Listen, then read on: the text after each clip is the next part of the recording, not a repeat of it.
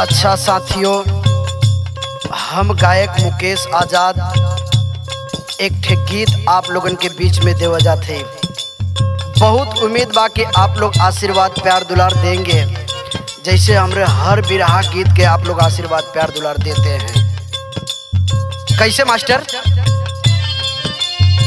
अरे कैसे के पड़ी है हम गरीब के सुगनवा, कैसे के पड़ी है हम गरीब के सुगनवा, ऐसन ससनावा आयल बा।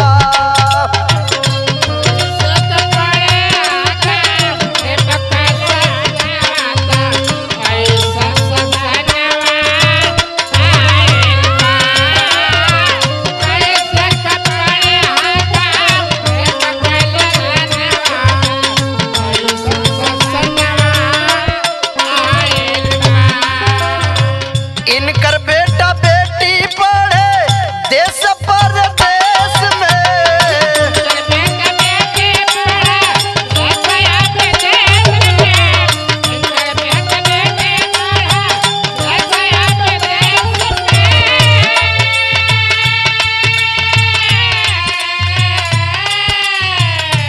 टूटता विद्यालय हम गरीब के कलेश में।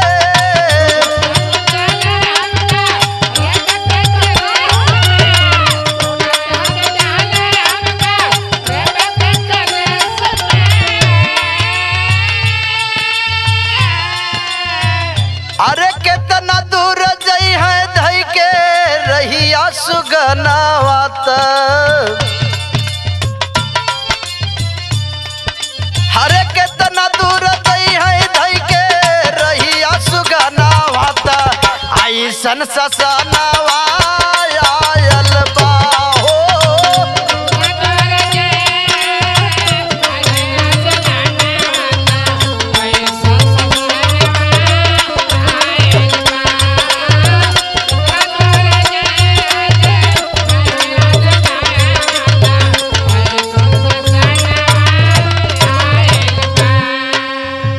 बाबूजी, आज आप लोगों को पता ही होगा कि पूरे प्रदेश में स्कूल तोड़ा जा रहा है, और जैसे में कि इनकर बेटा तो देश विदेश में पढ़ते हैं, लेकिन हमार गरीब का लड़का है आपन भाई बंधु बच्चा कहाँ जाइए पढ़े बदे, यही बदे लिखे के पढ़ल काम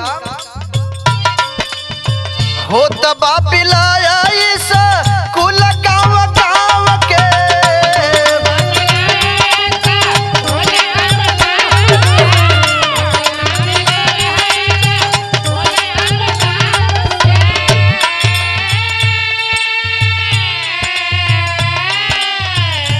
बच्ची है अध्यापक केवल अपने ही छाव के,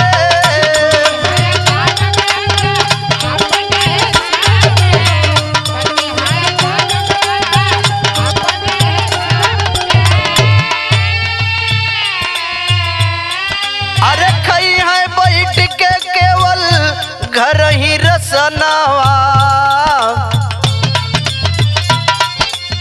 अरे खई है बैठ के केवल घर ही रसनावा, ऐसन ससनावा आयल बा हो।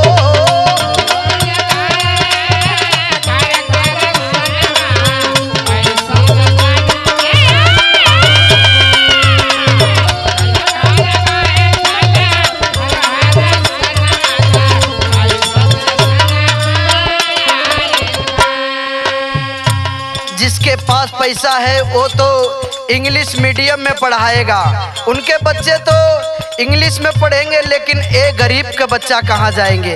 इनको तो दूर हो जाएगा तो शिक्षा नहीं मिलेगी साथियों, शिक्षा छीन लिया जाएगा। यही तो इनका विचार है और यही ये करना चाहते हैं। आखिर में लिखाई के पढ़ल कैसे? पाठशाला भेजे नहीं विधायक सुगनावा,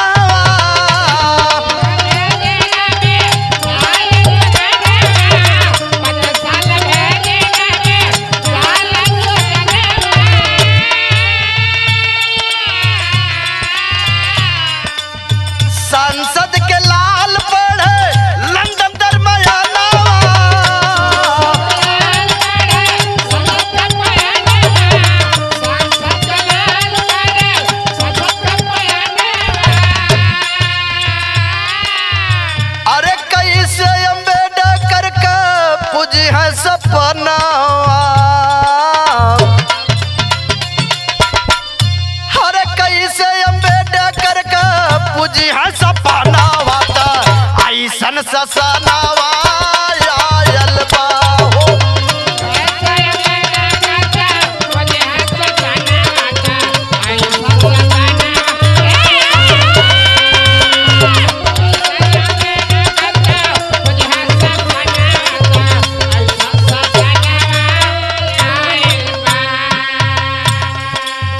इसमें केवल मास्टर उनके ही पक्ष के बचेंगे, बाकी मास्टर जाएंगे कहाँ।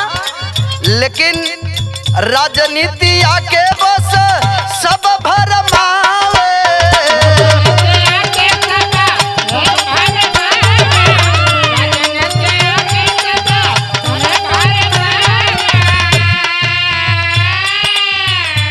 अशिक्षित गरीबवन के सब बहकावे।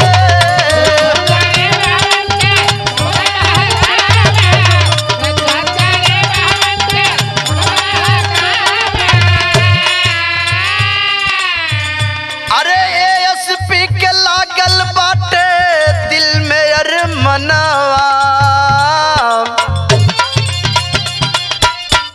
अरे एएसपी के लागल बाटे दिल में अरमनवा त ऐसन ससनावा आयल बा हो।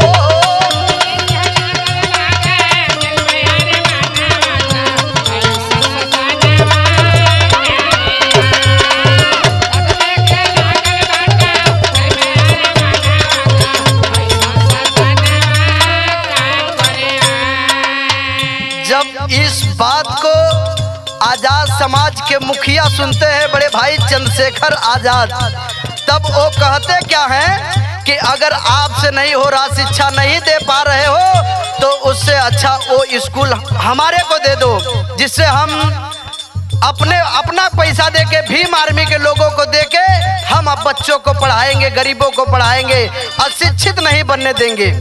इसलिए लिखना पड़ा क्या, चंद्रशेखर भैया के बाट ऐलान हो।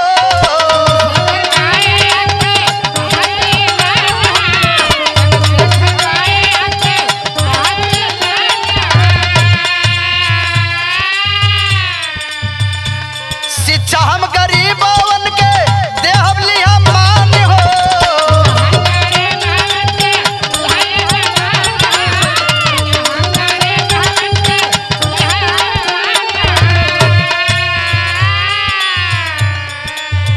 अरे मुकेश नहीं सहबई,